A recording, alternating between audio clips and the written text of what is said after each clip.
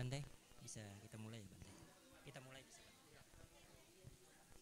Yang saya muliakan Bante Titanyano Mahatera, Romo Ramani Bapak Ibu serta saudara-saudari sedama yang berbahagia. Selamat datang pada acara Sebulan Pendalaman Dhamma atau SPD pada hari kedua pada malam hari ini yang bertempat di rumah Bapak Gunawan Sulistyo, Ketua Karakasaba Wihara Mula Dharma yang saya cintai.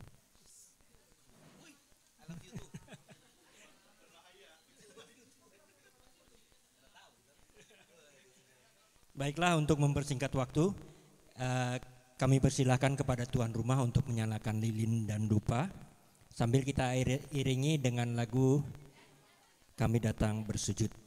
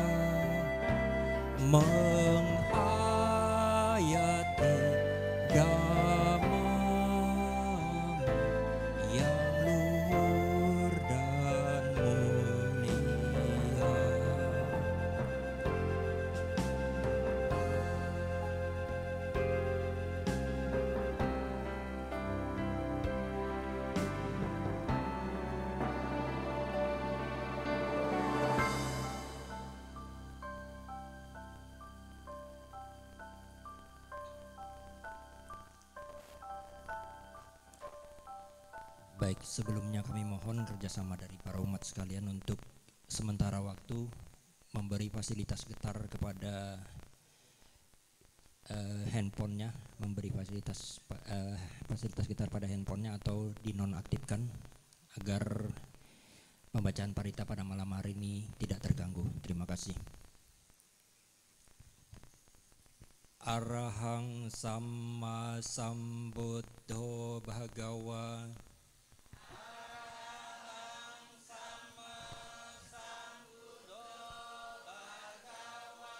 Buddhang Bhagawantang Abhiwademi.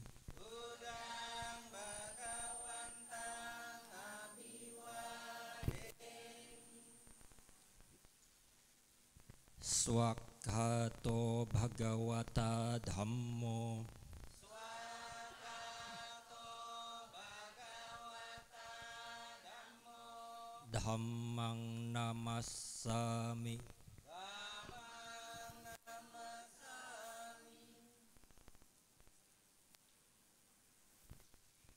Supatipanno Bhagavato Sawaka Sangho. Supatipanno Bhagavato Sawaka Sangho. Sanghang Namami. Sanghang Namami. Yamam Hako Mayang Bhagawantang Sarananggata Yono Bhagawa Satha Yasa Cak Mayang Bhagavato Dhammang Rojema Ime Hi Sakare Hitang Bhagawantang Sasa Dhammang Sasa Waka Sanghang Abhipujayama.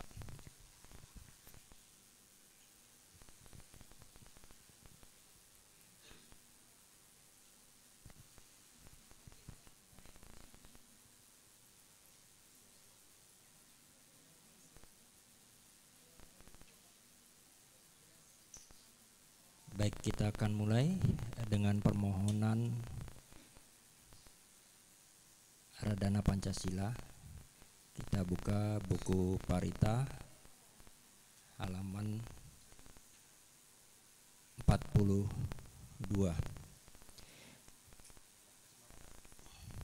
Mari kita membacakan permohonan Pancasila dengan nada yang baik dan benar.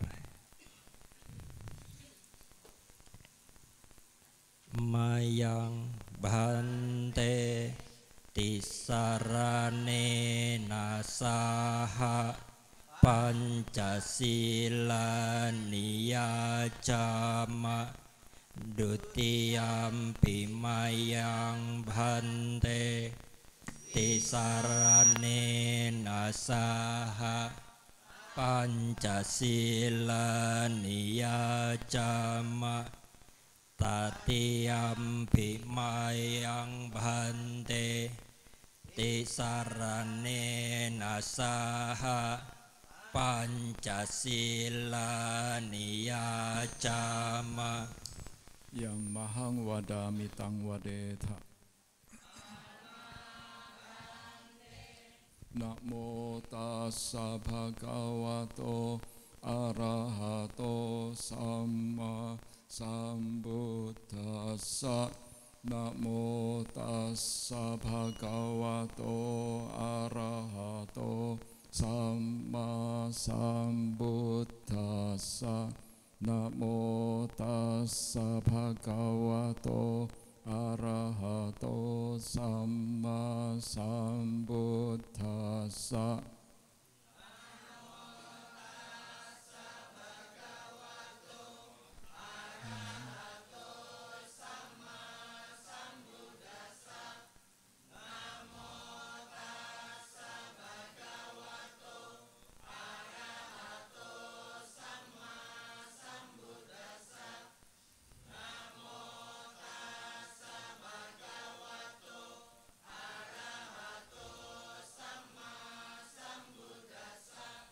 Buddhang saranang gacchami.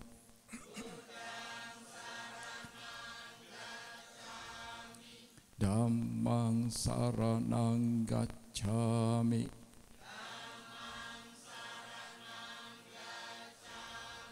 Sanghang saranang gacchami.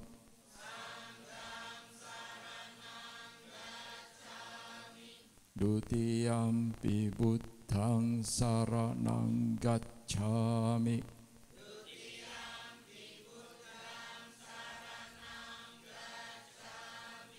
Dutiyampi dhammang saranang gacchami.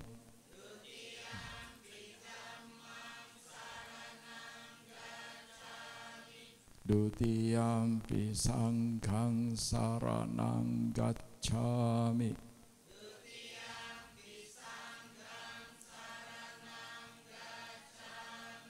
Tatiyampi buddhang saranang gacchami.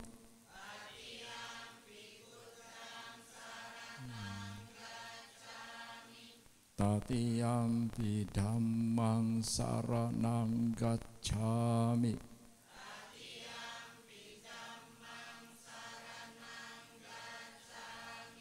Tatiyampi sanghang saranang gacchami.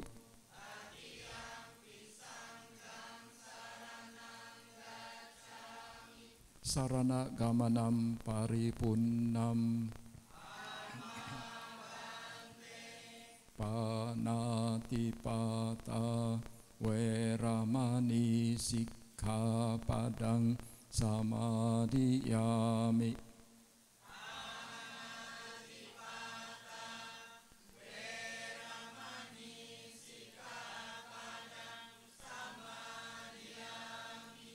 Adinnadana weramani sikkhapadang samadhiyami.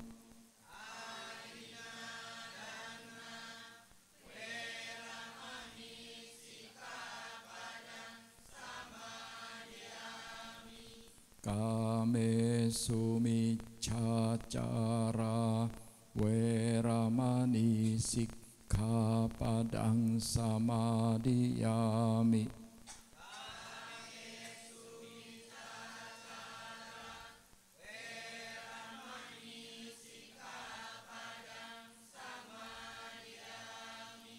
Musawada Weramani sikkhapadang samadhiyami.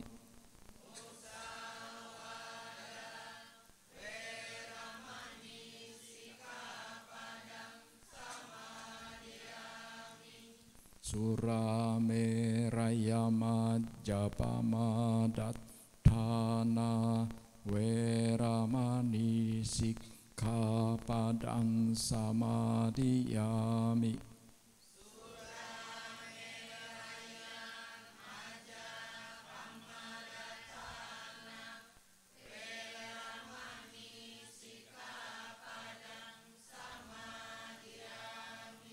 Imani panca sikkhapadani silena sugating yanti silena bhoga sampada silena nibbuting yanti tasma silang wisodaye.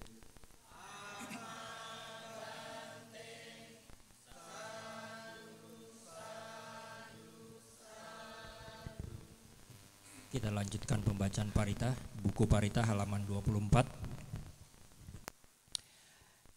Handa mayang bodhasa bhagavato pobabhaganama karang karo mase namo tassa bhagavato arahato samma sambuddhassa.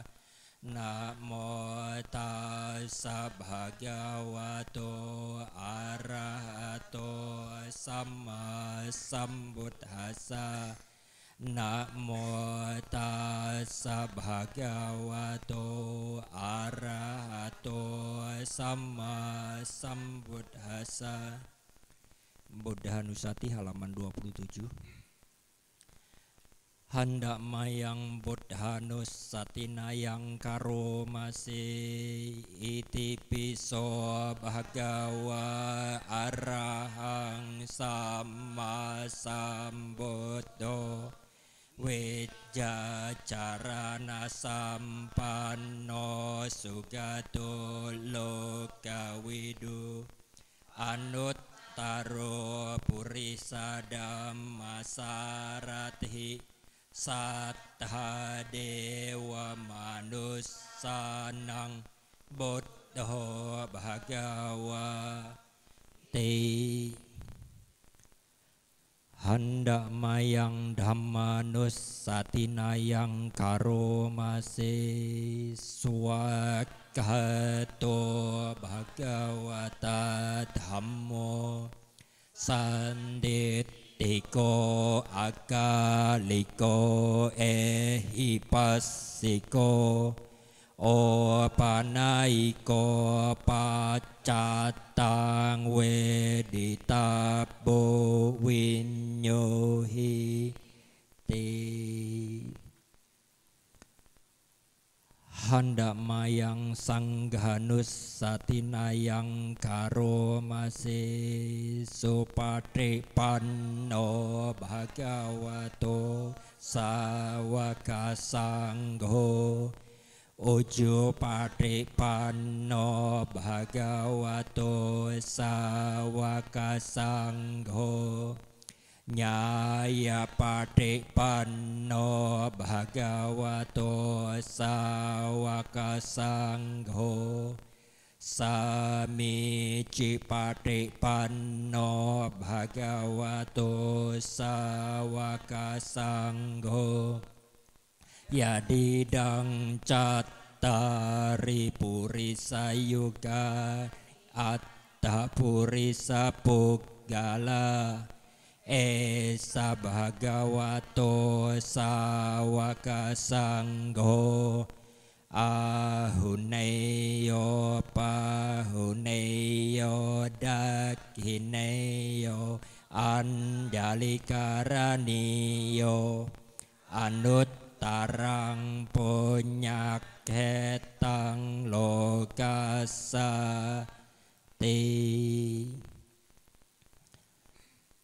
Handamayang saca kiriyagatayo bhanamase natime saranang anyang Buddho me saranang warang etena saca wajena sotite hotu sabada natime saranang anyang dhammo me saranang warang etena saca wajena sotite hotu sabada natime saranang anyang sangho me saranang warang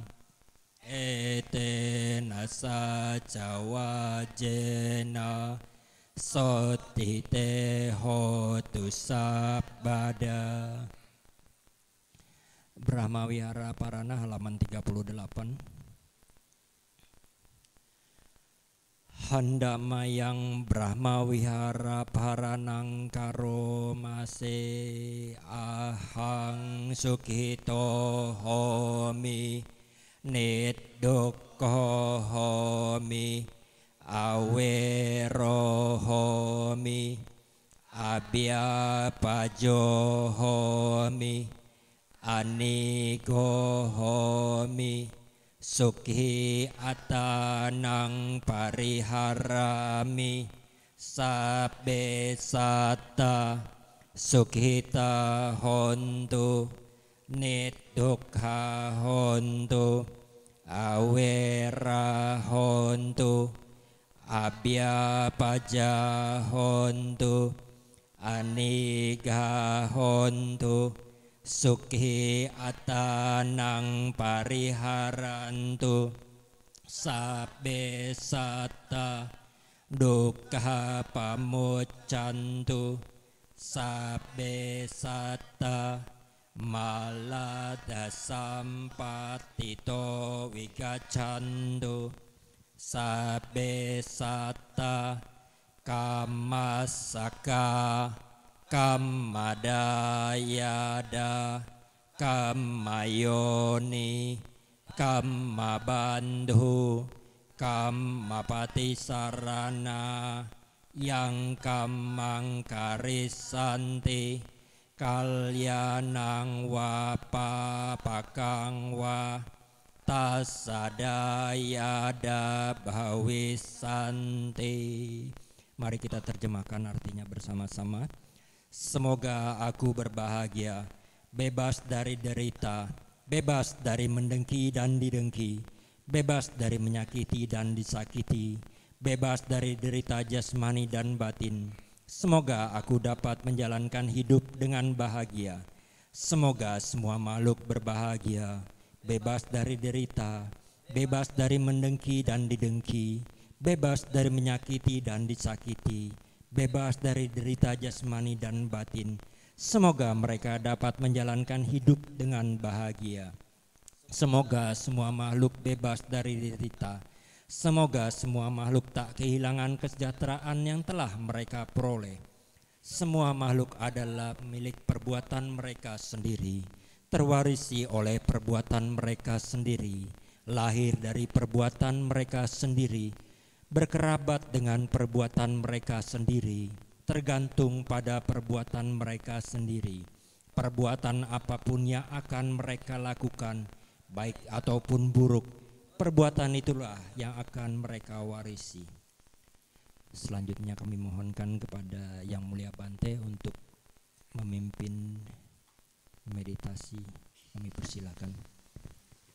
Ya, saudara-saudari sekalian, mari kita bersama-sama bermeditasi sejenak. Pada kesempatan ini kita kembali akan menggunakan metode metta bhavana, tapi yang simple saja, yaitu kita mengucapkan berulang-ulang di dalam hati, semoga semua makhluk hidup berbahagia, semoga semua makhluk hidup berbahagia. Kita mengucapkan kata-kata ini dengan sungguh-sungguh, dengan tulus, sungguh-sungguh mengharapkan semua makhluk hidup berbahagia. Meditasi dimulai.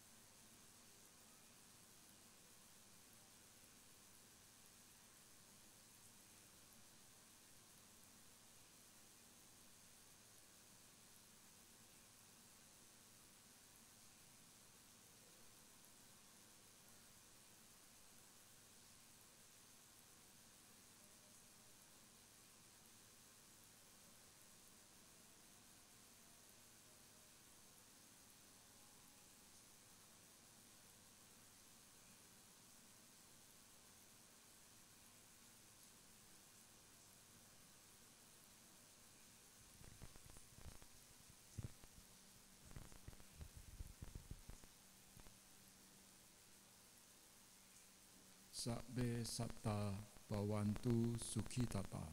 Semoga semua makhluk hidup berbahagia.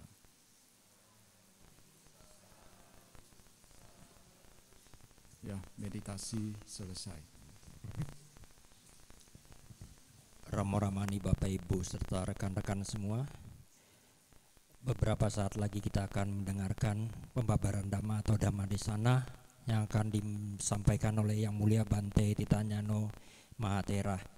Namun sebelumnya sekali lagi kami mohon kepada para umat yang membawa handphone untuk memberi fasilitas getar atau handphonenya dinonaktifkan untuk sementara waktu. Terima kasih.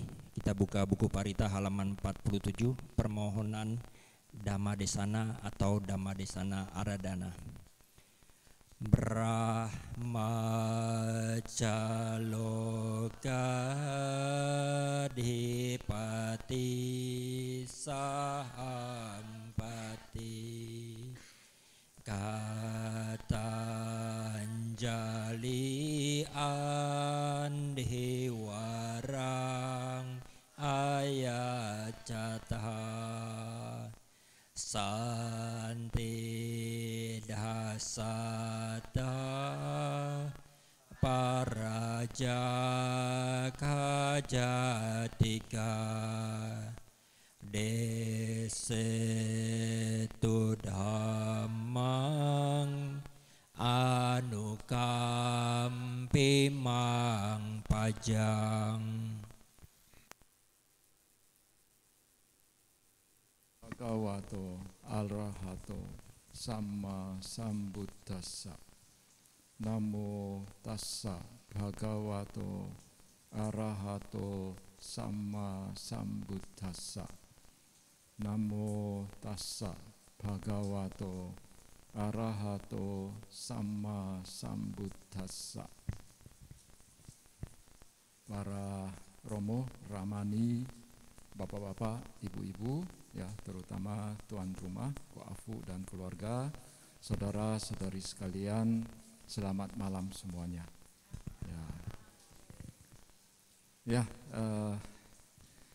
Sebagaimana yang telah mungkin diumumkan oleh pihak panitia SPD bahwa topik pembahasan kita pada malam ini adalah tentang faktor pengaruh lingkungan. Mungkin kalian sebelumnya sudah sering mendengar ungkapan bahwa faktor lingkungan yang penting itu dirinya sendiri, yang penting subjeknya. Ya, yang penting subjeknya, objeknya itu faktor lingkungan, ya itu tidak begitu penting. Kalau dirinya kuat, ya subjeknya sendiri kuat, ya lingkungan tidak akan mempengaruhi. Ya itu kuncinya, kalau dirinya kuat. Masalahnya itu kita semua ya kita ini tidak semua cukup kuat untuk tidak terpengaruh oleh lingkungan kita. Ya, karena ketika kita berada di dalam suatu lingkungan, entah itu di dalam keluarga, di masyarakat, ya, di sekolah, ya, di perkumpulan tertentu, itu sedikit banyak pasti kita ada melakukan interaksi dengan orang-orang atau lingkungan sekitar kita. Ketika kita melakukan interaksi dengan orang-orang di sekitar lingkungan kita, ya, kalau kita cukup kuat, memang kita ini tidak akan begitu banyak terpengaruh oleh lingkungan kita. Ya, kalau kita cukup kuat tidak begitu terpengaruh oleh lingkungan kita. Tapi kalau misalnya kita kurang kuat, ya kurang kuat dalam hal ini mental kita, ya perkembangan batin kita kurang maju, ya kita sedikit banyak pasti akan terpengaruh oleh lingkungan kita. Kalau kita kuat, bukan hanya tidak akan terpengaruh oleh lingkungan kita, bahkan kita bisa sebaliknya mempengaruhi lingkungan kita. Ya, itu nanti belakangan. Tapi ya, kalau kita masih kurang kuat, ya, maka kita perlu hati-hati dengan lingkungan tempat kita berada. Makanya di dalam Manggala Sutta ya dikatakan bahwa asewana cabalanang panditananca sewana, tidak bergaul dengan kaum dungu, ya bergaullah ya dengan mereka yang bijaksana.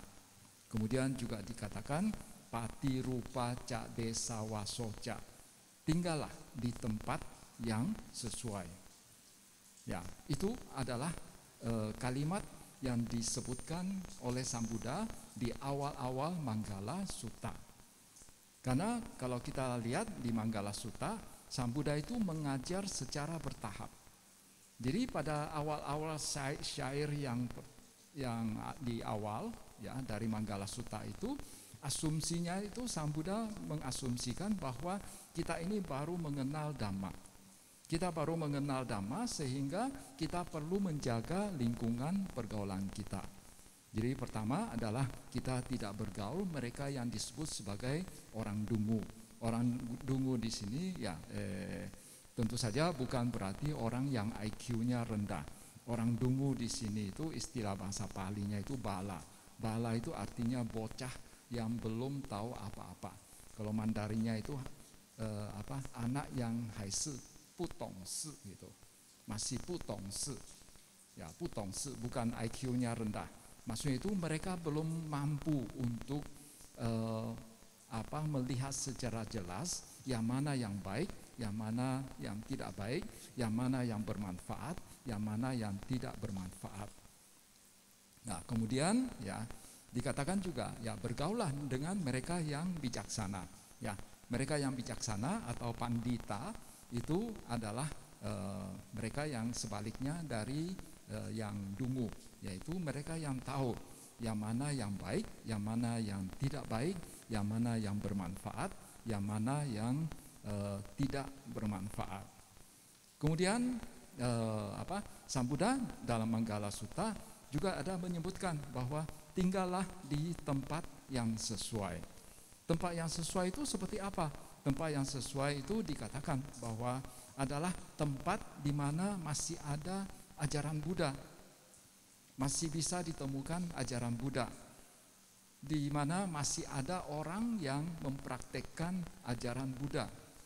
Karena ya di zaman dulu ya di mana komunikasi ya belum begitu berkembang, ketika kita berada di suatu tempat yang yang tidak ada ajaran Buddhanya, misalnya kita berada di negara Arab, misalnya kita tinggal di negara yang Kristen atau Katoliknya sangat kuat, atau kita berada di Afrika, waktu itu sulit menemukan ajaran Buddha di sana. Nah, maka lama-lama nanti kita bisa terpengaruh. Karena tiap hari bergaul dengan orang-orang dengan penganut ajaran lain, lama-lama kita juga bisa ikut mereka. Ya, akhirnya kita tinggalkan ajaran Buddha. Ya, tapi dengan kemajuan teknologi sekarang, tentu saja ini tinggal di tempat yang sesuai. Mungkin perlu sedikit ditafsirkan secara berbeda juga, ya. Karena sekarang walaupun misalnya kita tinggal di tempat yang jauh yang sama sekali tidak ada Buddha Dhamma, tapi dengan WA gitu kita masuk dalam grup WA gitu tiap hari dapat kiriman artikel atau tulisan Dhamma begitu. Bahkan ya kita bisa kumpul-kumpul ya secara online sama teman-teman yang sedhamma. Ya, itu ceritanya lain lagi. Tapi paling tidak bahwa Sang Buddha ya mewanti-wanti kita ini yang belum begitu kokoh dalam pendirian Dhamma, yang belum begitu kuat dalam pemahaman Dhamma, maka kita perlu menjaga lingkungan pergaulan kita. Ya, karena khawatirnya bukan kita semakin maju dalam Dhamma, malah sebaliknya kita akan semakin merosot dalam Dhamma. Ya, kemudian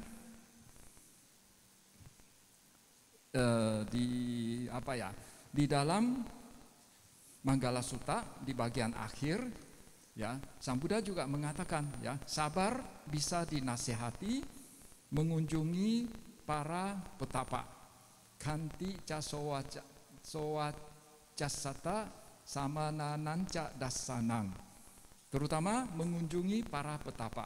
Kenapa perlu mengunjungi para petapa? Mungkin untuk zaman saat ini, zaman sekarang ya sering-sering datang ke wihara ya, ketemu para biku, ya. Tentu saja dengan asumsi ya bikunya ramah-ramah, bikunya baik-baik, ya. Ya, ya. Kenapa perlu bertemu dengan para petapa? Tadi sudah dikatakan bahwa di awal-awal Manggala Sutta Sambuddha asumsinya itu kita baru mengenal Dhamma.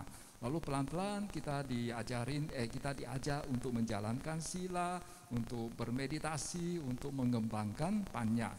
Lalu di bagian akhir ya umat awamnya juga diajak sesekali menjalani kehidupan seperti para petapa. Makanya ya kita mengenal apa yang disebut sebagai atasila. Jadi makanya umat awam selain dikatakan ya perlu menjalani Pancasila Buddhis juga perlu sesekali ya pada hari Uposatha misalnya untuk menjalani untuk menjalankan atasila. Atasila itu tujuannya itu supaya umat mulai mencicipi atau mulai mempraktekkan hidup sebagai seorang petapa. Karena atasila kan setelah tengah hari tidak makan. Nah, itu cara hidupnya para petapa. Lalu tidak tidur di tempat atau di ranjang yang tinggi dan mewah, lalu tidak mendengarkan musik, tidak menonton hiburan dan lain sebagainya. Nah, itu adalah cara hidup para petapa.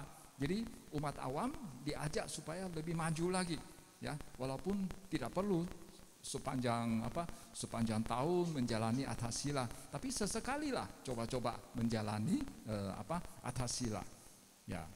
Nah, jadi dengan sering mengunjungi para petapa, kita mungkin nanti bisa terinspirasi. Oh, Bantenya tiap hari aja atasila, ya, apalagi kita hanya sesekali saja. Bantenya masih hidup sekarang ya, setelah menjalani atasila tidak sakit mah gitu. Ya kan biasanya khawatirnya, wah setelah atasila nanti sakit mah begitu. Nah, kita lihat sendiri Bantenya tiap hari begitu tidak masalah. Nah, jadi dengan sering mengunjungi para petapa, sedikit banyak kita akan terinspirasi dalam hal praktek dhamma yang lebih advance, lebih lanjut. Ya, itu maksud dari ini.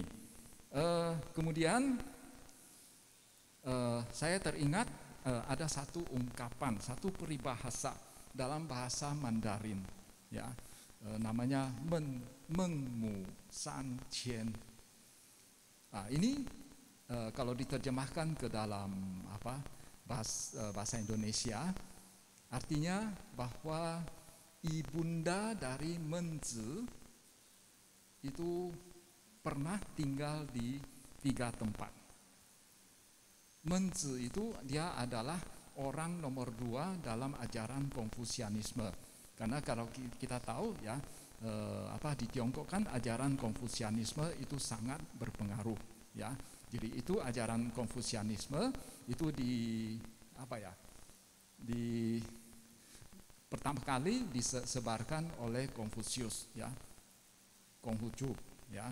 Lalu setelah sekian tahun, setelah mungkin 100 atau 200 tahun, ya, lalu ada muncul satu tokoh lagi yang sangat terkenal yang namanya Menzi. Ya, Menzi itu nomor 2 dalam hal ajaran Konfusianisme. Jadi Menzi ini waktu dia masih kecil, ya, dia hanya tinggal sama ibunya. Karena bapaknya itu sudah meninggal sejak dia kecil. Jadi dia bergantung pada ibunya, dan ibunya juga sangat memperhatikan pendidikan dari anaknya. Karena di zaman itu sebetulnya sudah ada yang namanya sekolah, maksudnya itu sekolah privat, ya, belum sekolah secara massal begitu. Tapi waktu itu sudah ada sekolah secara privat. Jadi ibunda dari Menzi ini dia sangat memperhatikan perkembangan anaknya. Jadi suatu hari dia lihat anaknya itu yang masih kecil, baru umur 4-5 tahun begitu, main sama teman-temannya itu ini anaknya itu melakukan acting seolah-olah itu dia sebagai penjual di pasar, karena rumah mereka, tempat tinggal mereka itu dekat dengan pasar, dan si anak ini, Menzi ini, dia tiap hari lihat orang-orang di pasar gitu, orang-orang di pasar penjual ya, teriak-teriak sambil maki-maki orang ya, sambil mengeluarkan kata-kata kotor gitu ya. Jadi karena dia tiap hari lihat orang jualan di pasar begitu, akhirnya ini dia juga mulai belajar orang-orang yang ada di pasar. Orang-orang di pasar memang ya tidak semua tidak sopan ya, tapi ada juga yang tidak sopan, yang ini yang perilakunya kasar, omongannya kasar juga. Jadi ibunya lihat anak saya ini mulai ikut-ikutan ini main acting sama temannya itu, mengikuti orang-orang di pasar. Wah, bahaya ini untuk anak saya. Akhirnya dia memutuskan pindah tempat ya, pindah tempat. Lalu akhirnya dia ini cari di tempat yang baru. Cari di tempat yang baru, belakangan baru dia tahu bahwa itu dekat sama kuburan. Lalu jadi tiap hari itu ada saja orang yang meninggal, lalu melewati rumahnya, depan rumahnya. Lalu tentu saja keluarga mereka itu sambil membawa jenazah keluarga yang sudah meninggal, sambil nangis-nangis, sambil teriak-teriak begitu. Nah, anaknya tiap hari melihat fenomena begitu, akhirnya juga belajar lagi ya, acting seperti ini. Ibunya pikir ini ini mengkhawatirkan. Akhirnya dia putuskan pindah lagi ke tempat yang baru. Kali ini ya dia sudah lebih hati-hati lagi. Survei dulu, tempatnya bagus nggak? Ya, tempatnya bagus karena dekat juga sama tempat untuk sekolah, tempat untuk belajar. Karena di dekat tempat yang ketiga ini itu ada satu tempat les privat, ya, tempat les privat. Jadi tiap hari ya anak ini dia bisa lihat ya banyak anak-anak yang pergi ke sana untuk belajar ya dengan tekun begitu. Ya, akhirnya dia putuskan pindah ke sana. Dan akhirnya ya anak ini karena dekat dengan tempat les juga, sehingga dia juga belajar di sana. Jadi dia terpengaruh juga sama anak-anak yang di sana rajin belajar. Jadi konon ya setelah itu sang anak ini yang akhirnya menjadi Menzi, seorang filsuf yang terkenal, itu akhirnya menjadi orang yang sangat terkenal dalam ajaran Konfusius. Ya, ini cerita yang lain lagi tentang bagaimana seorang ibu sangat memperhatikan lingkungan di sekitar anaknya, sehingga dia memutuskan untuk pindah tempat. Sempat pindah sampai 2 kali atau tinggal di 3 tempat yang berbeda. Ya, contoh-contoh yang telah diberikan itu semuanya itu kita tinggal di lingkungan yang hampir tiap hari kita berada, dan itu memang pengaruhnya cukup besar. Tapi ya untuk misalnya melihat kematian, ya kalau melihat kematian itu tidak selalu mempunyai pengaruh yang buruk. Ya, sesekali kita lihat orang meninggal itu juga bagus, bisa menimbulkan samvega citta pada diri kita. Ya, sesekali datang ikut baca parita, ya, lihat orang meninggal, ya, lihat menjenguk orang sakit, itu juga bisa timbul renungan pada diri kita. Akan timbul yang namanya samvega citta, bahwa suatu saat saya ini akan sakit, suatu saat saya juga akan meninggal. Oleh karena itu saya jangan sia-siakan hidup saya. Saya berusaha untuk memanfaatkan hidup saya dengan baik, ya, sehingga hidup saya itu tidak sia-sia. Kemudian tadi sudah diceritakan tentang ini perhatian dari ibunda dari Menzi terhadap anaknya, ya. Dan ya memang kalau kita lihat ya di kehidupan sehari-hari kita, memang lingkungan di keluarga itu juga sangat penting, ya, sangat penting. Misalnya kalau orang tuanya itu tiap hari main HP, ya, anaknya, ya, kadang-kadang anaknya juga dibebaskan oleh orang tuanya untuk main HP, ya. Tapi memang ada juga orang tuanya suka main HP, tapi anaknya itu dibatasi. Tapi kalau anaknya tidak dibatasi, ya anaknya lihat orang tuanya tiap hari main HP, ya sepanjang hari ya maksudnya, ya sepanjang hari main HP, ya anaknya juga pasti akan ikutan main HP. Lalu kalau misalnya anak tersebut dia berada dalam lingkungan di mana saudara-saudaranya juga sering membantu ibu untuk melakukan pekerjaan sehari-hari, bantu ibunya cuci piring, ya, kalau bantu ibunya nyapu, ya, di rumah, lalu misalnya setelah bangun, ya, membereskan ranjangnya sendiri. Nah, kalau dia berada dalam lingkungan seperti itu, misalnya saudara-saudaranya mempunyai kebiasaan seperti itu, anak ini juga lama-lama akan mempunyai kebiasaan seperti itu. Ya, itu hal yang yang baik, ya, hal yang baik. Misalnya cuci pakaian, kadang-kadang ada orang tua juga supaya anaknya bisa mandiri, ya, dia tidak kasihan sama anaknya. Jadi minta anaknya ini sendiri, ya, cuci pakaian sendiri, ya. Ya tentu saja pakai mesin cuci itu jauh lebih gampang. Kemudian kalau lingkungannya bapaknya atau banyak saudaranya suka merokok gitu, ya kadang ya dia juga akan terbawa untuk merokok, ya, terbawa untuk merokok. Atau omongan kotor, ya, omongan kasar. Saya nggak tahu, sepertinya Samarinda saya jarang dengar orang bicara kasar. Oh, di wihara tidak ya, tapi ada ya, ada koleksi kata-katanya, ya.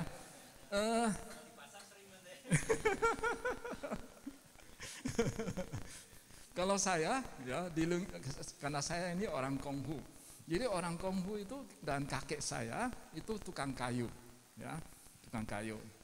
Jadi itu punya koleksi kata-kata kotor yang ini, ya. Jadi saya sangat akrab waktu kecil, tapi saya tidak ini. Jadi jadi ada sedikit ketemu hal-hal yang berbeda dari yang biasa saja, langsung keluar, ya, kata-kata mutiaranya, ya.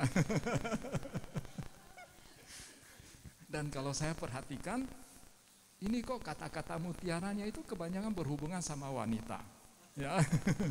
Dan kebanyakan juga ini berhubungan sama ibu, maki sama ibu, ya. Iya, ada ya, sini juga begitu ya, tidak, ya. Mungkin, ya, mungkin karena orang merasa kalau maki ibunya itu yang bikin dia paling sakit gitu, ya, bikin dia paling sakit sehingga ya itu yang dikeluarkan, itu senjata ampuh begitu.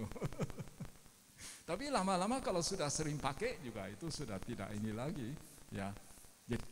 Jadi kalau di dalam lingkungan yang suka omong kotor gitu, katanya Singkawang juga anak-anaknya juga suka omong kotor.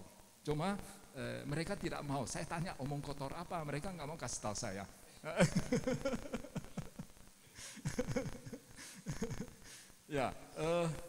Ya, jadi omongan kotor itu juga bisa ini. Kemudian kerjanya sembrono, ya, ceroboh begitu, itu juga bisa ini. Kemudian mencuri, ya, mencuri juga ini ada kejadian ibunya suka mencuri, lalu akhirnya anaknya juga ikut mencuri, ya, sampai kotak dana wihara itu dibobol ya sama orang tua sama anaknya ya. Jadi kemudian berbohong ya. Berbohong itu juga kalau lingkungannya itu di dalam keluarga suka berbohong ya, akhirnya anaknya juga suka berbohong ya.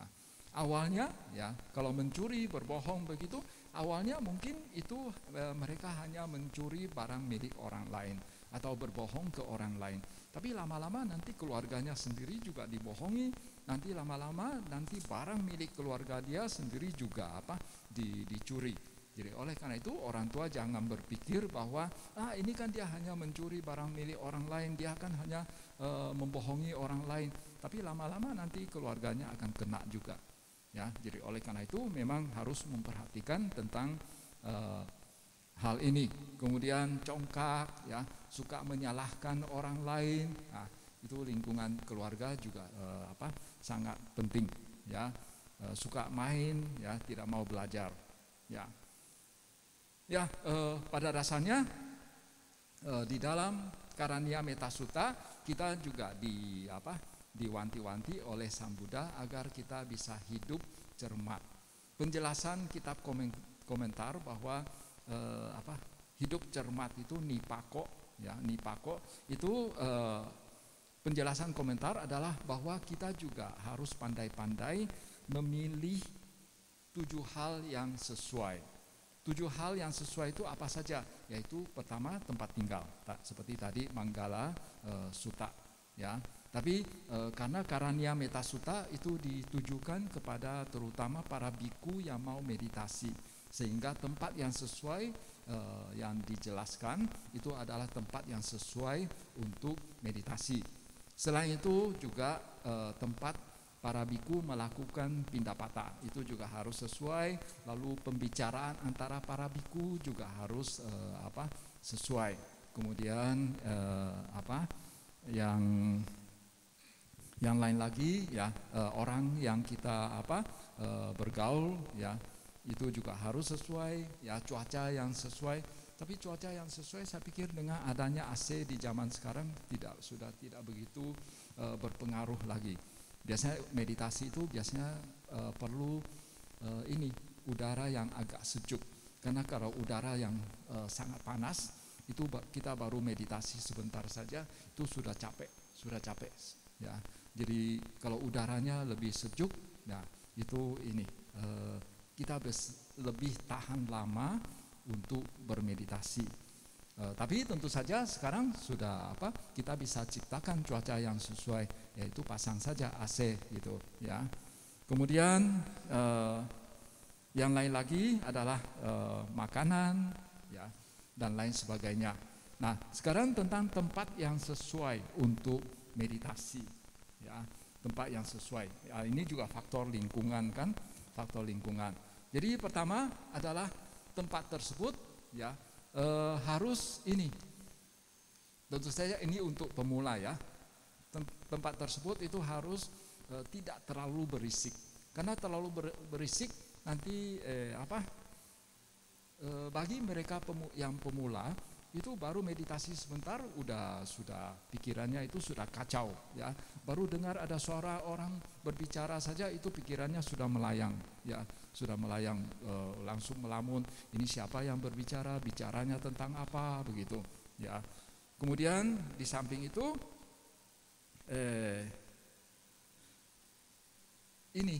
tempat tersebut itu jangan terlalu banyak nyamuk ya, jangan terlalu banyak nyamuk. Ada orang mengatakan sangat enak kalau meditasi di alam terbuka.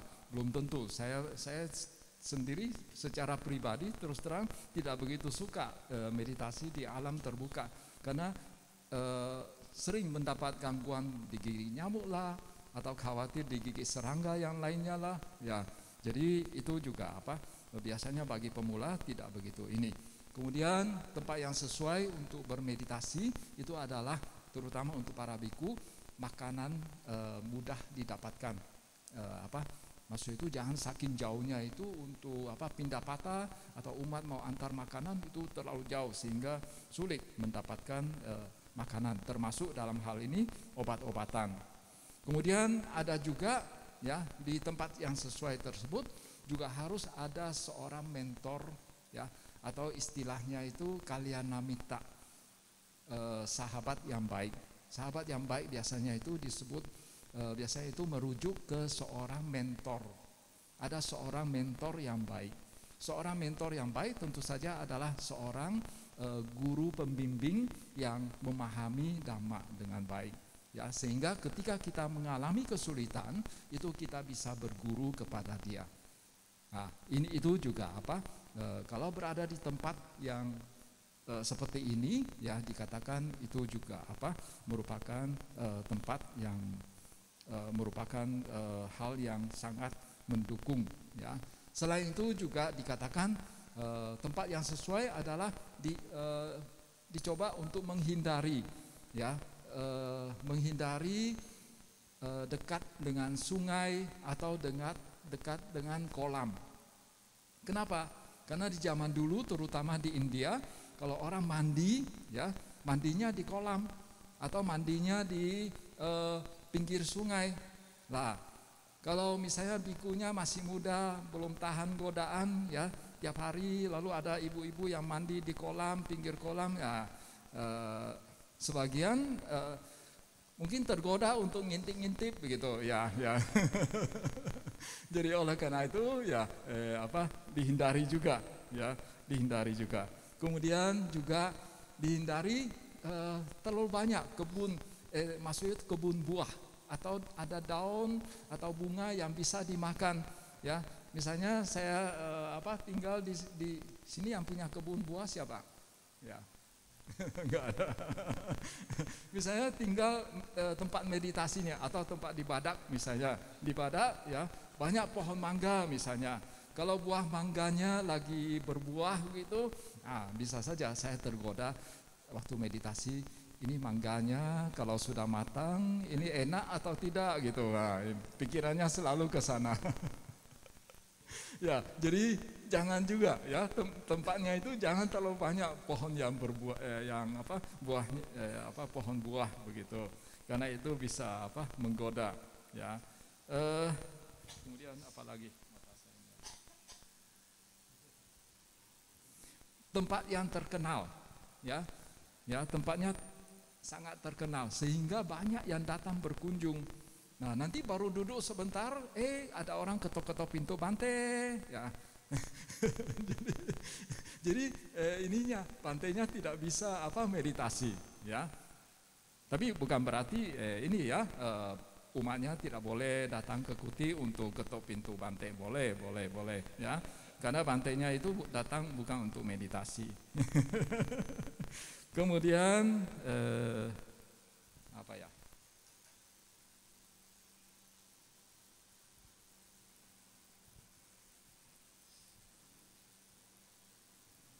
Aduh, nggak kelihatan.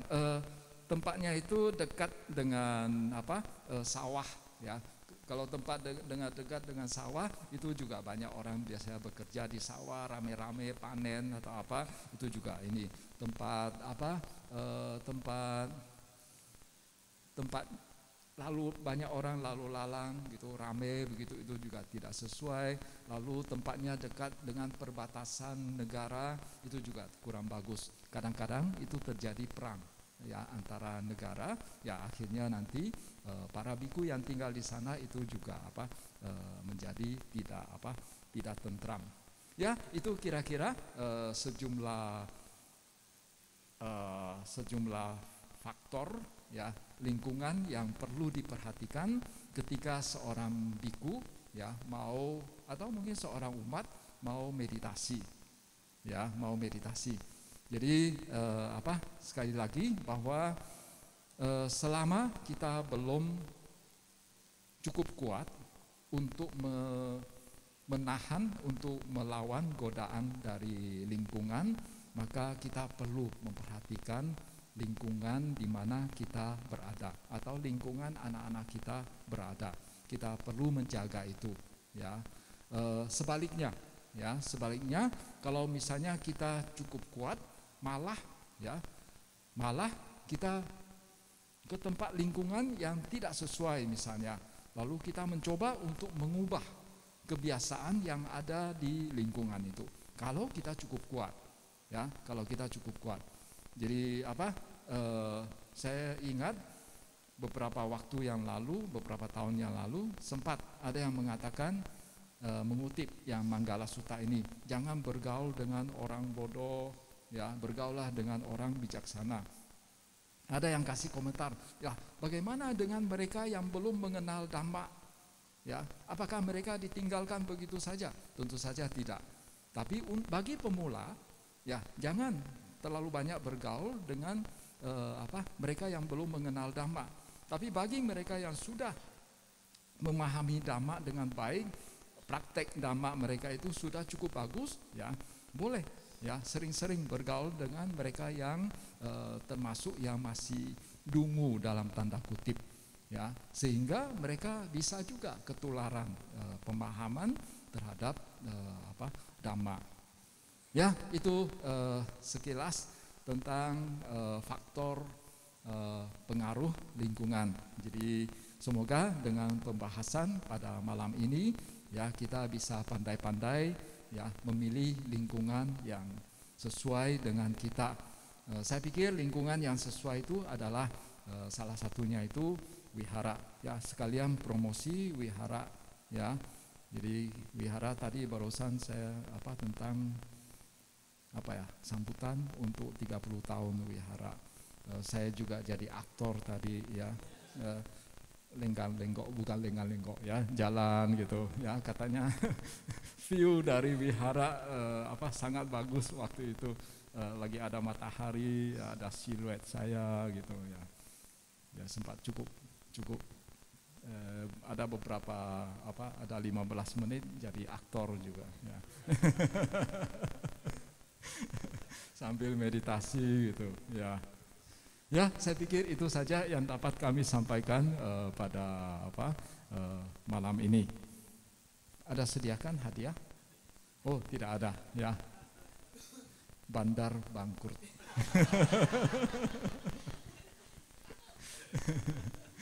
Tapi nggak apa-apa, ya. Silakan. Ada pertanyaan, silakan ajukan pertanyaan. Ya, iya. Silakan Pak Menah. Ya.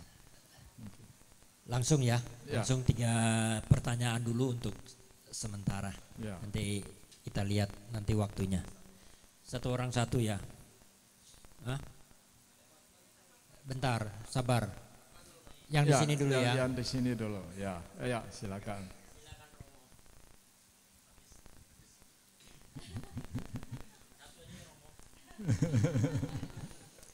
Terima kasih, selamat malam Bante. Ya, nggak apa-apa, nanti masih bisa, ya.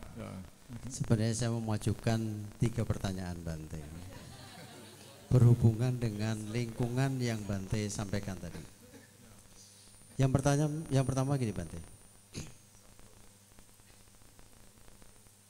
ketika saya masih kecil, ayah saya itu kan suka hal-hal yang gaib lah begitu. Jadi di rumah kami ini banyak patung-patung Bante.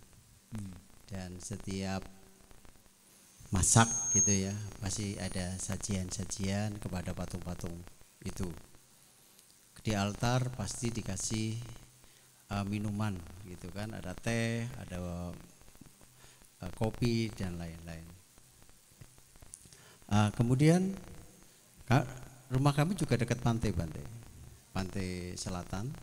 Jadi kita bisa jalan kaki. Kemudian ayah saya bilang kalau ke laut harus membawa bunga, sajian, dan jangan mandi dulu sebelum pasang kio. Saya menolak Bante secara logika, tidak masuk akal. Sampai akhirnya sekitar 6 tahun yang lalu SPD di Wihara Ekayana ada seorang biku terpelajar. Saya sampaikan pertanyaan ini Bante kepada beliau dan beliau mengatakan bahwa lingkungan itu ada 2. Satu lingkungan yang kelihatan, yang kedua ada lingkungan yang tidak kelihatan. Dan kita hidup di dua lingkungan itu. Jadi adalah hal yang wajar jika kita itu memberikan saji-sajian di tempat-tempat seperti itu, Bante, menurut beliau. Kemudian saya kaget juga gitu loh. Kok yang apa menurut logika saya dulu waktu kecil, itu sesuatu yang tahayul begitu, tapi kok ada seorang biku kok bisa nyampaikan itu, karena di negara-negara Buddhis juga begitu gitu. Nah jadi kemudian pertanyaan saya, Bante, apakah perlu kita untuk menjaga, kalau Bante sudah nyampaikan tadi ramah dengan lingkungan yang kelihatan, bagaimana dengan lingkungan tidak kelihatan? Apakah kita juga perlu altar-altar kita perlu diberikan sajian, kasih minum kopi, teh, air putih setiap hari, pasang kios setiap hari, kasih bunga setiap hari, dengan tujuan tadi kita ramah kepada lingkungan yang tidak kelihatan? Itu pertanyaan saya, Bante, perlukah itu? Kemudian mohon Bante dirangkai dengan satu pertanyaan juga masih dalam ini. Ada orang yang punya, ya katakanlah jimat lah, Bante lah, jimat-jimat. Kalau kemarin ya ada dari Thailand ada semacam gumantong, ya kan, ada magic doll lah ya, Bante ya, atau spirit doll lah ya, ada boneka yang ada spiritnya. Ada beberapa umat yang punya itu, Bante, dan mereka memberikan saji-sajian itu seperti itu. Nah kemudian saya merujuk, saya pernah membaca Anatya Sutta, Bante.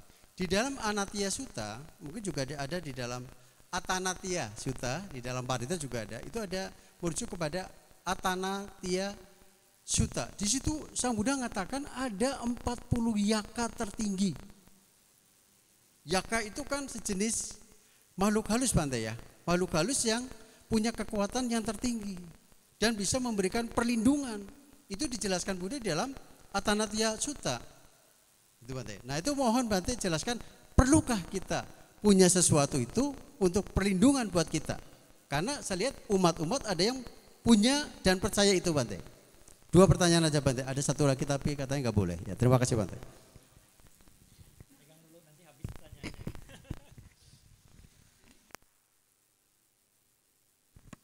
Kalau mau dijawab secara lengkap, ini bisa ceramah baru lagi. Kita mulai lagi ceramah baru.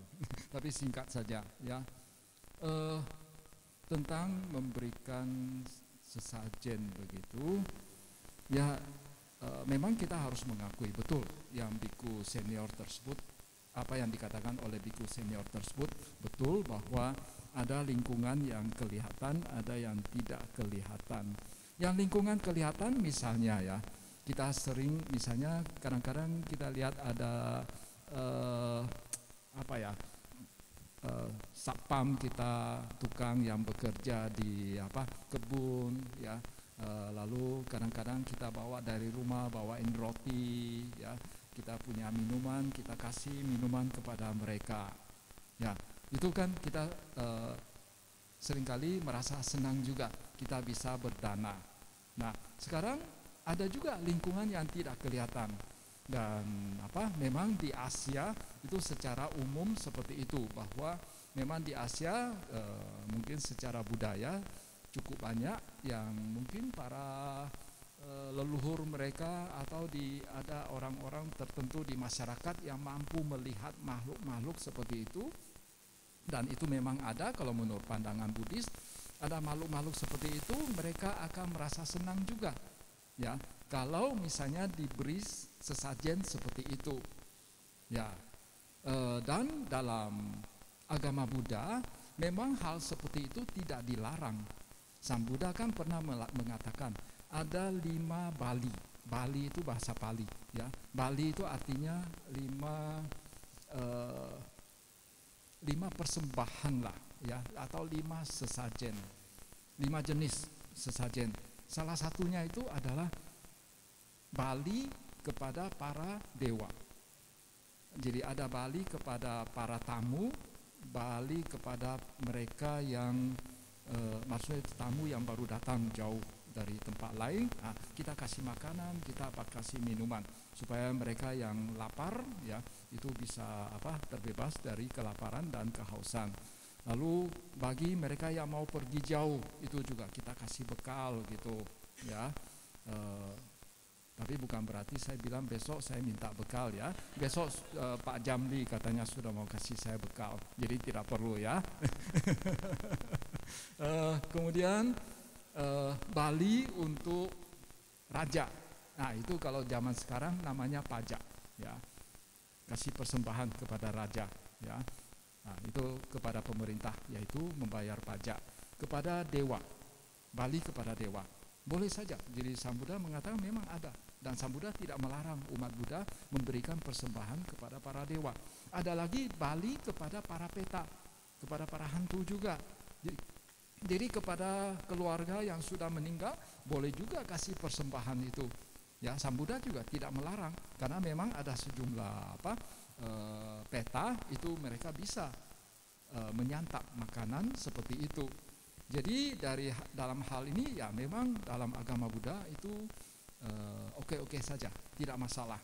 Tapi jangan gara-gara saya ngomong begitu, kalian yang sebelumnya itu tidak punya kebiasaan untuk kasih sedekah. Kalau di orang Jakarta itu bilang kasih sedekah, ya kasih sedekah seperti itu, jangan menjadi mulai mempraktekkan itu, tidak perlu, ya tidak perlu. Tapi kalau yang memang sebelumnya itu sudah mempunyai kebiasaan sedekah seperti itu, boleh-boleh saja, ya boleh-boleh saja. Dalam Ratana Sutta kan Sang Buddha ada mengatakan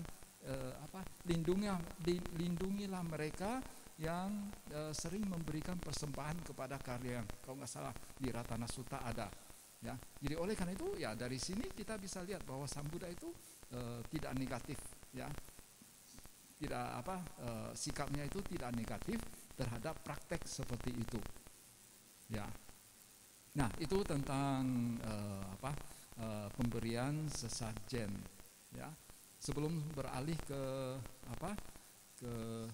Gumantong, ada yang saya terlupakan, rasanya cukup ya. Oke, kita pindah ke Gumantong.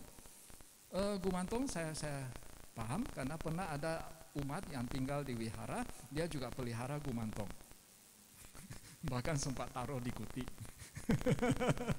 Dia beli dari Thailand, ratusan ribu, ya. Ya. Ya. Jangan saya ngomong begitu, nanti cari jangan ya. Jadi ceritanya itu Gumantong itu boneka anak kecil yang oleh orang-orang pintar di Thailand sudah diisi dengan arwah dalam tanda kutip, arwah dari anak kecil yang meninggal. Ya, jadi tiap hari biasanya mereka tiap hari kasih entah makanan kecil atau susu, minuman kecil, ya susu. Jadi seringkali itu misalnya susunya itu susu kotak seperti susu ultra gitu, ya. Lalu dikasih pipet, ya, ditancapkan, lalu susunya keluar. Saya bilang sebetulnya susunya keluar itu bukan, itu bisa dijelaskan secara ilmiah. Kenapa? Karena susu itu kan kalau sudah disimpan beberapa waktu, dia mengalami fermentasi. Fermentasi menghasilkan gas di dalam. Gasnya itu menekan susunya itu keluar dari ini. Kalau menurut saya begitu.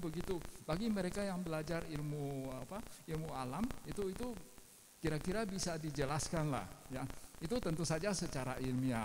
Tapi juga memang tidak menutup kemungkinan ada hal-hal yang gaib. Tapi saya lebih suka menjelaskan sesuatu secara ilmiah dulu, baru pikir yang gaib. Sama seperti kita sakit. Kalau sakit ya berobat dulu secara normal ke dokter, baru nanti kalau tidak sembuh baru pikir yang aneh-aneh gitu. Ya kira-kira kan begitu, ya. Ya itu tentang Gumantong begitu. Biasanya itu mereka punya maksud, mau minta sesuatu, ya, mau minta sesuatu. Jadi saya pikir umat Buddha nggak usah lah, walaupun itu sebetulnya berasal dari Thailand, dari negara Buddhis. Tapi kita sebagai umat Theravada, ya mungkin nggak usah lah yang gitu-gitu, ya.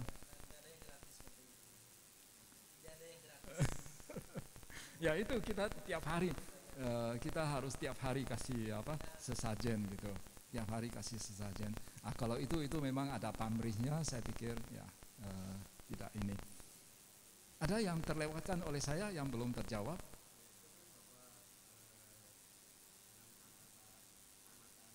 Oh, Atanatia, oke, ya, tentang Atanatia. Memang ada sejumlah ilmuwan mengatakan Atanatia Sutta ini agak rada-rada aneh. Sutta yang maksudnya itu yang kalau kita lihat sutta-sutta yang lain yang dibabarkan oleh Sang Buddha, itu agak ini semuanya sangat rasional. Khusus untuk Atanatia Sutta ini agak tidak rasional. Sehingga ada yang mengatakan jangan-jangan ini bukan ucapan Sang Buddha, tapi saya nggak berani, saya nggak berani sampai vonis demikian. Memang ini sutta yang agak ini. Jadi Atanatia Sutta ini biasanya dibaca kalau misalnya memang suatu tempat ada menghadapi gangguan dari makhluk halus. Saya pernah di Malaysia. Di Malaysia satu tempat tinggal biku, mereka tinggal di atas bukit. Di bukit tersebut itu sering mendapat sambaran petir. Sambaran petir, lalu mereka sudah mencoba pakai cara-cara modern, cara-cara ilmiah untuk menangkal petir tersebut, tapi tidak berhasil. Akhirnya mereka berpikir dengan cara yang lain. Padahal biku yang tinggal itu sangat rasional. Tapi kebetulan waktu saya berkunjung ke sana, mereka sedang mengadakan upacara membaca Atanatia Sutta. Dikatakan ini bukan Atanatia Parita ya, itu Sutta, berarti panjang. Dan di dalam buku komentar dikatakan bahwa Atanatia Sutta ini hanya boleh dibaca oleh para biku. Umat tidak boleh baca, maksudnya itu baca secara lengkap bahasa Palinya. Kenapa? Karena khawatir itu kalau yakhanya marah, itu umatnya tidak mampu menangkisnya. Kalau bikunya mungkin nggak apa-apa lah. Kalau bahasa Indonesia tidak apa-apa. Kalau kita hanya baca, hanya mau memahami isi sutanya tidak apa-apa. Tapi kalau misalnya kita khusus membaca Atanatia Sutta bahasa Palinya, khusus untuk menangkal misalnya gangguan makhluk halus, nah itu tidak ini. Juga dikatakan harus cacai. Ya, harus cacai. Ya, bukan atasila, vegetarian. Ya, harus vegetarian. Karena katanya kalau makan daging itu gampang diserang oleh para yakha, katanya begitu. Seingat saya itu begitu. Saya sangat terkesan waktu itu karena saya merasa waktu itu harusnya Theravada sangat rasional. Kok ini upacara begitu? Jadi saya sangat terkesan. Saya ingat terus sampai sekarang. Sampai sekarang masih. Rupanya itu seperti ini, seperti memang lokasinya itu memang nggak tahu apa begitu. Itu iya ya. Mereka juga sudah coba pasang patung Catu Maharajika di sana. Jadi karena di Theravada kan jarang ada patung Catu Maharajika. Akhirnya mereka pasang yang versi Catu Maharajika versi Mahayana. Ya, karena versi Theravada tidak tahu bentuknya seperti apa. Akhirnya mereka pakai yang versi Mahayana. Ya, tetap juga katanya sampai sekarang masih sering dapat sambaran petir, bahkan ada kuti yang terbakar gara-gara ini sambaran petirnya. Saya pernah tinggal di sana selama 1 minggu. Ya, jadi ini kira-kira contoh penerapan dari Atanatia Sutta, ya, bukan Parita. Kalau Parita oke saja, ya. Ya. Ya.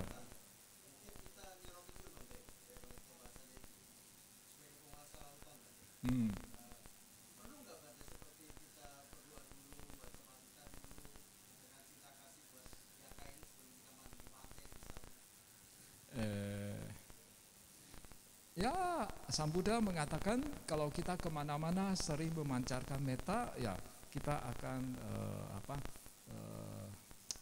selamat terus, ya. Ya tentu saja ini juga bergantung pada karma, ya boleh saja tapi ya yang penting ya saya pikir minimal itu kita tidak kurang ajar, jangan mentang-mentang, ya jangan mentang-mentang, ya. Ya, itu saja mungkin yang saya pikir yang minimal yang perlu kita wanti-wanti. Ya. Ya. Baik. Tak kebesaran tak. Ini pertanyaan bagus. Ini pertanyaan bagus. Sangat menarik. Ya. Menarik. Ya. Baik, cukup dari Romo Padma. Tadi sudah terlanjur. Satu ada dari Ibu Tresia. Jadi tadi pertanyaannya sudah 2,5 sama Romo Padma. Tinggal setengah lagi pertanyaannya. Silakan.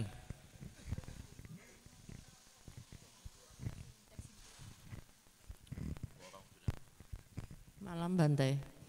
Bante tadi kan ada menjelaskan tentang atasila Bante. Saya mau tanya yang tentang ketujuh Bante.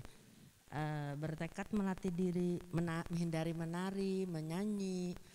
Sedangkan kita ini Bante mau ulang tahun kan, 30 tahun. Disuruh paduan suara Bante, itu nyanyi Bante, bagaimana? Tapi kan nyanyinya Buddhis, itu satu Bante. Terus maaf nih saya juga mau ngisi di dalam situ lenden Bante, senam. Kita bilang saya sih intinya senam, tapi lenden kayak sepertinya menari Bante. Apakah boleh Bante, sedangkan kita mau atas sila Bante? Bingung Bante saya. Berarti tidak usah atas sila pada hari itu. Waktu Kenapa, sedang latihan juga jangan atas sila. Karena memang atas sila itu tidak boleh. Hah? Tidak boleh. Tidak boleh. Bante suaranya enggak jelas Bante. Oh.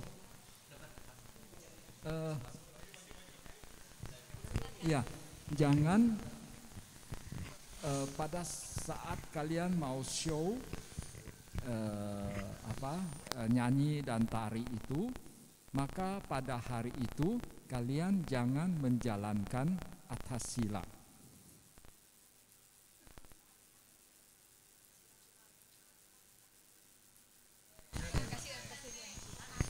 Oh, nah begitu juga waktu latihan, ya begitu juga waktu latihan jangan menjalankan atas sila dulu, ya. Kalian tahu misalnya hari Jumat kalian mau latihan, ya hari Jumat itu jangan atas sila. Waduh Bante, latihannya kan panjang sebulanan Bante. Ya, Bagaimana berarti, kita tidak bisa melaksanakan atas sila Bante? Iya, apa boleh buat?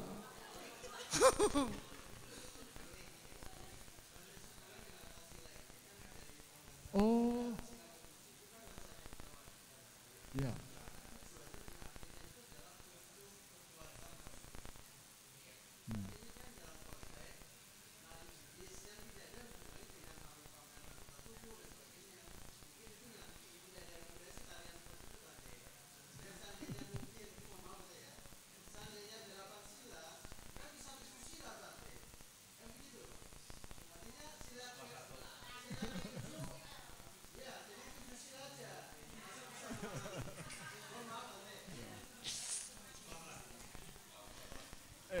Jadi Ya. semua banyak ini Bante yang padus-padus paduan suara.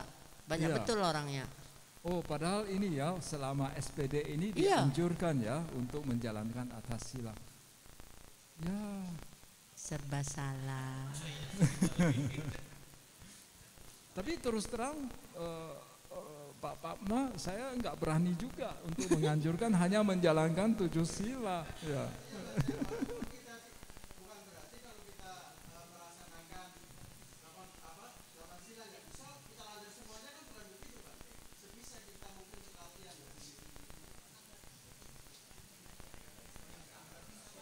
Ya, kalau begitu jangan disebut sebagai atas sila, ya. Melatih.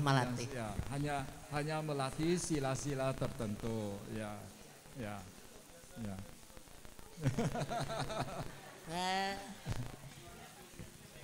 Boleh bilang Bante melatih. Ya. Satu kurang ya. Ya, memang sayangnya ini sih ya tahun ini Waisaknya itu sama ulang tahun wihara itu berdempetan, hampir bersamaan. Jadi sehingga ya pas mulai mau latihan selama 1 bulan itu juga mulai SPD ya memang.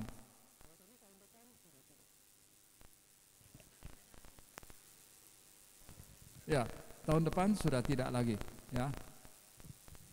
Oke, ya. Baik.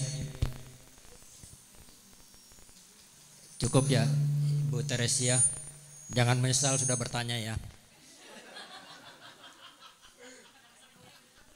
Baik, ini pertanyaan bonus dari tuan rumah. Nanti kalau saya tolak, nanti saya tidak bisa pulang.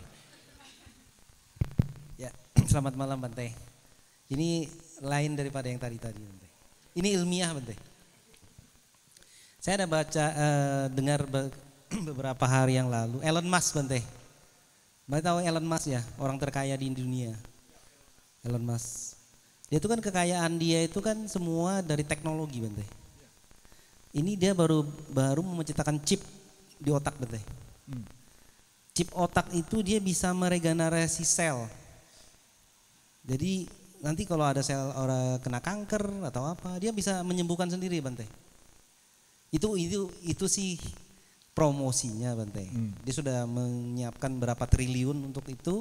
Oh, baru mau. Ya, okay. Dan dia target tahun 2035 atau gimana tuh Bante. Itu ada sudah chipnya tuh Bante. Kira-kira pertanyaan saya Bante, ini orang yang nanti atau kita ya selama dari 2035 kita mungkin masih hidup, mungkin berpenyakitan Bante ya. Tanam chip itu kita jadi sembuh. Berarti kan karma baik Bante. Betul ya Bante ya. Dan saya membayangkan lagi anak saya, cucu saya 20 tahun kemudian, wah tambah canggih lagi Bante. Nah itu berarti lebih karma baik lagi Bante daripada kita. Apakah betul itu Bante? Berarti kalau itu orang yang dulu kan dengan sekarang karma baik orang sekarang lebih bagus dong Bante. Gimana penjelasannya Bante?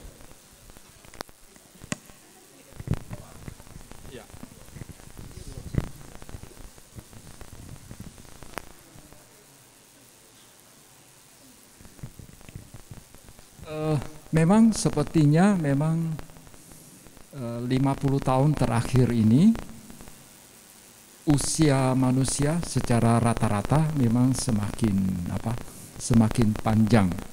Ekspektasi usia manusia itu semakin panjang. Saya pikir Indonesia pun demikian. Kalau di zaman tahun 40-an mungkin orang meninggal dalam usia muda itu cukup banyak. Saudara bapak saya total ada 14. Cukup banyak ya. Tapi kakek saya hanya punya 1 istri ya. Punya 14. Lalu yang meninggal itu 5. Meninggal 5 dalam usia kecil. Berarti waktu itu memang tingkat kesehatan masyarakat pada saat itu masih sangat rendah, sehingga cukup banyak yang masih usia muda itu sudah meninggal. Kalau sekarang kalau masih usia muda meninggal itu agak jarang aneh dan jarang terdengar. Ya, memang dari aspek itu kita bisa mengatakan karma baik orang itu kalau dilihat dari segi usia mungkin karma baiknya itu cukup banyak yang berbuah. Memang kita di dalam agama Buddha juga mengenal bahwa ada sejumlah kondisi yang mampu mengondisikan bibit karma baik kita itu yang sebetulnya belum waktunya berbuah itu bisa menjadi berbuah. Ada 4 faktor yang mempengaruhi itu. Satu adalah usaha. Jadi ini yang saya sebetulnya sudah sering ngomong di Dhammadesana, bahwa kalau misalnya sekarang kita berada dalam kondisi yang tidak bagus ya, karena karma buruk kita sedang berbuah. Kita banyak melakukan karma baik, kita berusaha ya, kita melakukan suatu usaha karma baik, maka itu akan memancing bibit-bibit karma baik kita yang sebetulnya belum berbuah, itu menjadi berbuah. Itu pertama. Yang kedua, wajah. Wajah seseorang itu bisa memancing karma baik dia, bibit karma baik dia yang sebetulnya belum waktunya berbuah, itu menjadi berbuah. Coba aja ya, kalian yang punya karyawan yang berhadapan sama konsumen, biasanya kan cari yang cantik-cantik ya, yang ganteng-ganteng begitu ya, supaya ini konsumennya yang sebetulnya belum sebetulnya tidak berniat untuk membeli barang, akhirnya dia melayani dia cantik atau ganteng itu akhirnya beli ya. Nah, jadi orang yang punya wajah bagus itu juga bisa mengondisikan berbuahnya karma baik. Yang ketiga, zaman. Ini mungkin yang berhubungan sama ini. Ada zaman tertentu di mana itu ketika kita hidup di zaman itu bisa memancing bibit karma baik kita yang sebetulnya belum waktunya berbuah. Jadi sama seperti di zaman sekarang, kemajuan teknologi, kemajuan kedokteran sudah sangat maju ya, teknologi kedokteran sudah sangat maju sehingga boleh dikatakan ya cukup banyak penyakit yang dulunya itu mematikan sekarang sudah tidak mematikan lagi, sehingga ekspektasi usia panjang kita itu bisa lebih tinggi ya. Satu lagi saya lupa ya, tapi ini nggak apa-apa, ini disimpan untuk ceramah saya yang akan datang saja. Kalau saya cerita habis nanti ya bahannya kehabisan nanti ya. Itu kira-kira ya. Dan itu yang belum tentu jadi juga ya. Belum tentu semua proyek ya yang CHIP punya. Tidak gampang itu, tidak gampang ya. Karena itu berarti itu dia melakukan perbaikan genetika. Itu dikerjakan oleh suatu chip lagi. Itu tidak gampang. Itu menyangkut nanoteknologi. Ya, nanoteknologi itu tidak gampang. Ya. Baik, cukup ya. Semoga bisa memuaskan jawaban Bante bisa memuaskan para penanya ya. Baik, selanjutnya kita akan mengedarkan kantong dana sambil kita menyanyikan lagu Dana Paramita.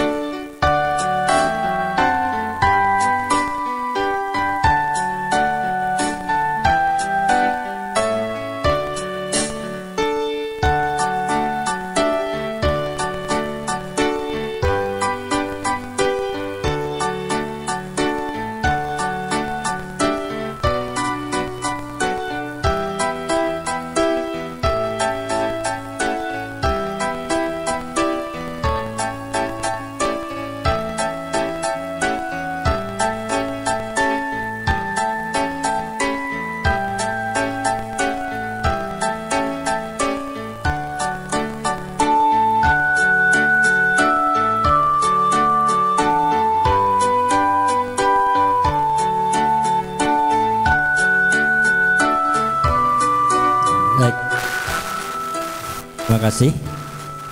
Selanjutnya saya akan menyampaikan beberapa pengumuman. Yang pertama, total dana yang terkumpul pada SPD hari kemarin, hari pertama, sebesar Rp4.512.000. Anumodana atau terima kasih atas dana yang telah diberikan, semoga bermanfaat. Dan yang kedua, jika ada yang melakukan transfer dana jubah atau catupacaya, bisa mengkonfirmasi ke Ibu Erlin Susanti ya, karena Erlin ada dua, Erlin Susanti atau Saudara Anton. Yang ketiga, sebulan pendalaman dhamma atau SPD hari berikutnya pada hari ketiga besok, pengundang grup Anjang Sana bertempat di Wihara Mula Dharma jam 7 malam. Jam 6 MM dulu. Ya, puja baktinya dimulai jam 7 malam. Ya, makan-makan dulu jam 6. Jam 9 bolehkan. Selanjutnya info dana makan besok pada tanggal 9 Mei pagi ada satu bante. Ini tidak dijelaskan di mana, ini maksudnya mungkin di Wihara Mula Dharma ya. Tanggal 9 Mei besok pagi ada satu bante di Wihara Mula Dharma, dan pada siang harinya ada satu bante di rumah Ibu Huiming, Perumkar Potek Blok H nomor 9 ya. Dan pengumuman selanjutnya, bagi yang melaksanakan atas sila, silakan melakukan permohonan sila pada pagi hari ya, hanya pagi sebelum bante sarapan, tentunya di Wihara Mula Dharma ya, bukan bantenya datang ke rumah ya. Dan ini juga disesuaikan dengan kehadiran bante kalau ada bante ya. Itu saja pengumuman dari saya. Dan selanjutnya adalah penyerahan jubah dan amisadana kepada bante. Kami persilahkan kepada Tuan.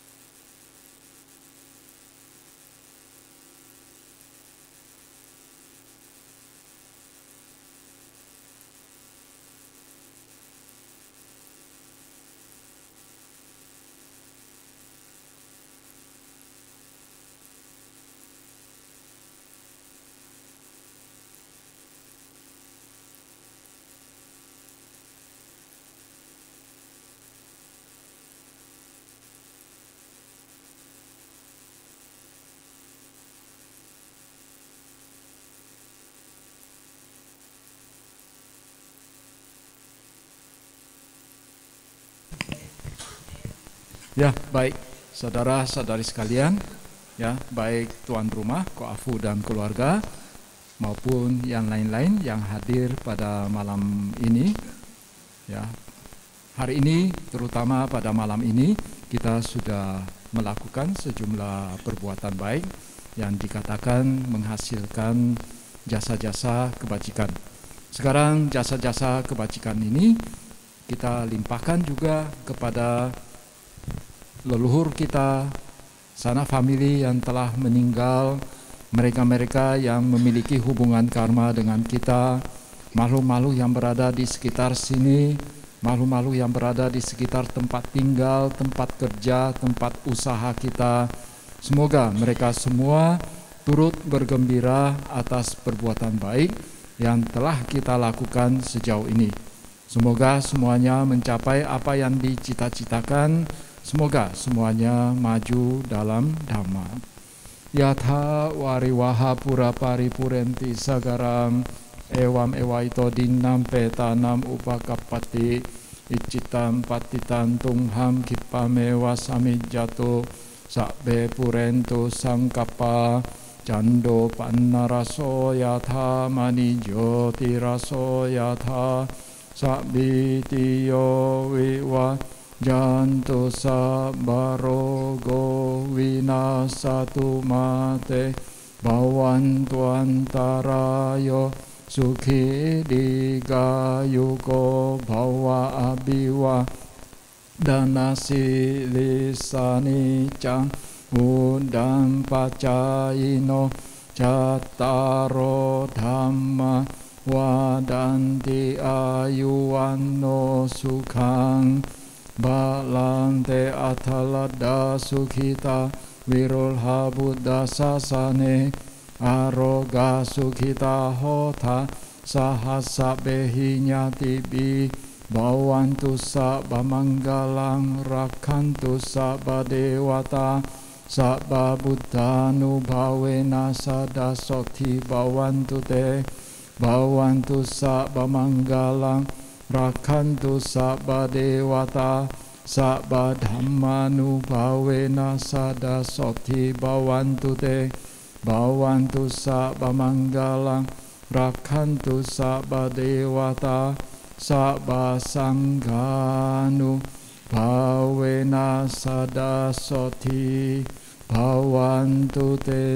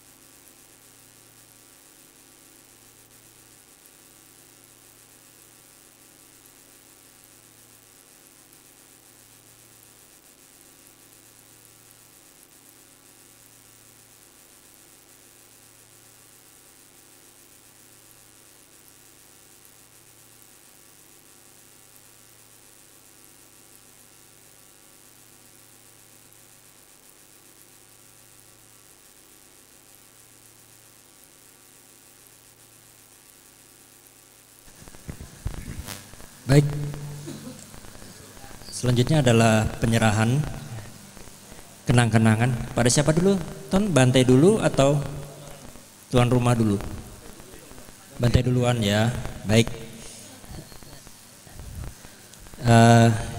Bantai ini ada sedikit kenang-kenangan Bantai dari Wihara Mula Dharma pada Bantai. Mohon diterima Bantai.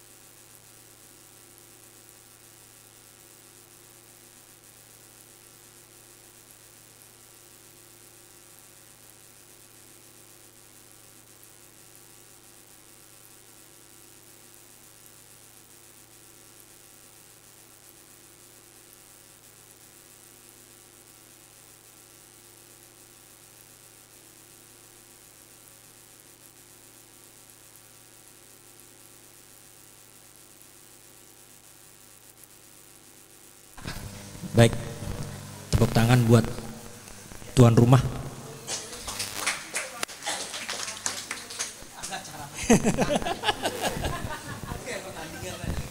Iya, siapa suruh mereka mau ikut.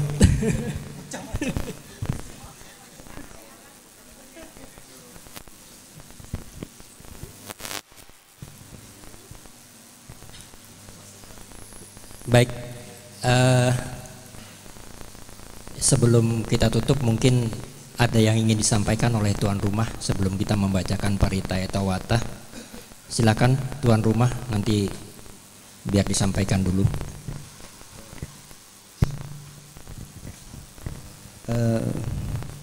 Terima kasih kepada Yang Mulia Bante Titanya No Mahathera yang hadir dalam acara SPD di rumah saya pada malam ini.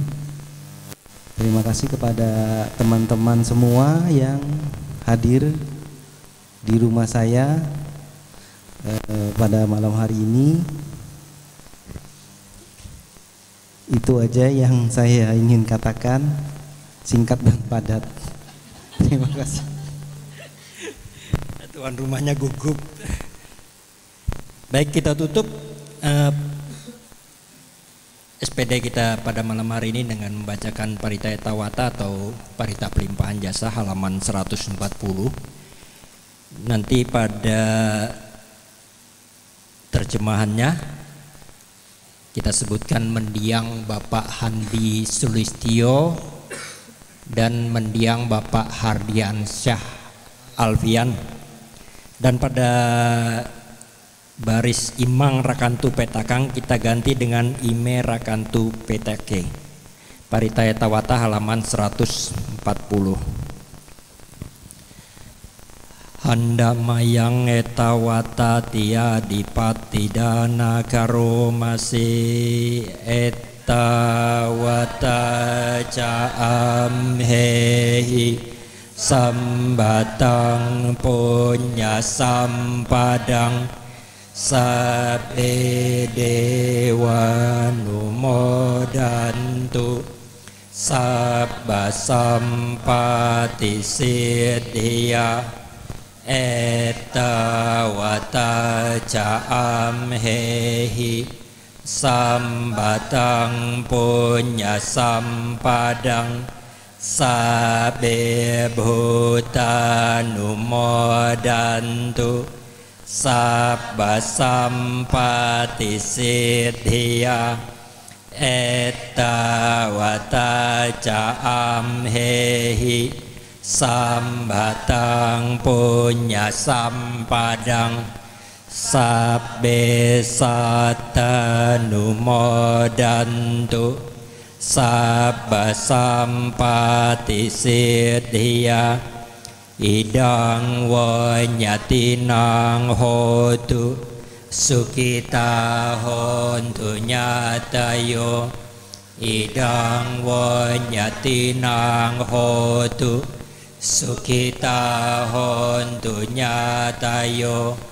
idang wanyatinang hotu sukita hontu nyatayo akasatta cabumata dewa naga mahidika punyang tang anumoditwa imerakantu petake akasatta cabumata dewa naga mahidika punyang tang anumoditwa cirang rakhantu wasada sadhu sadhu sadhu.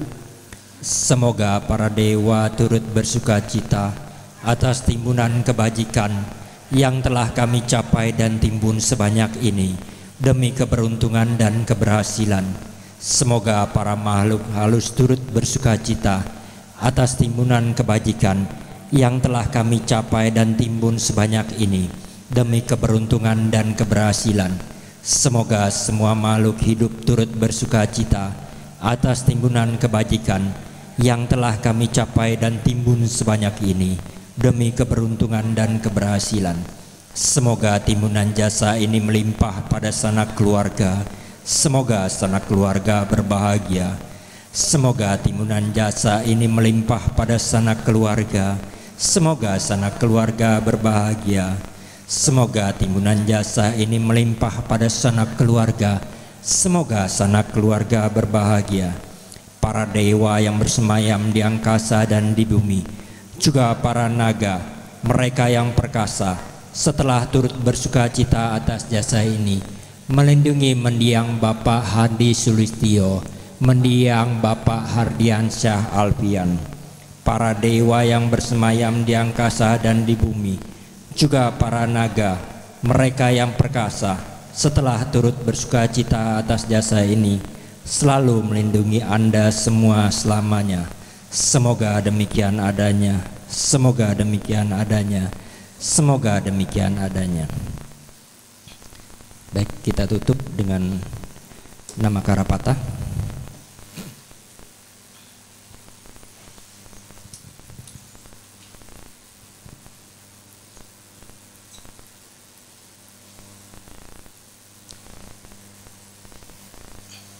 Arahang Samma Sambuddho Bhagawa.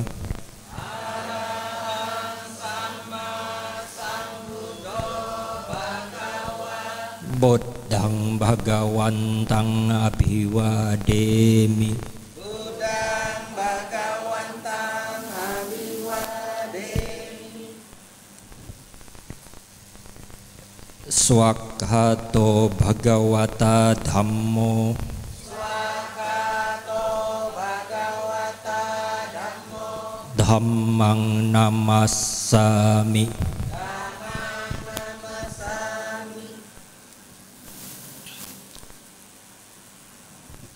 Supatipanno Bhagavato Sawaka Sangho.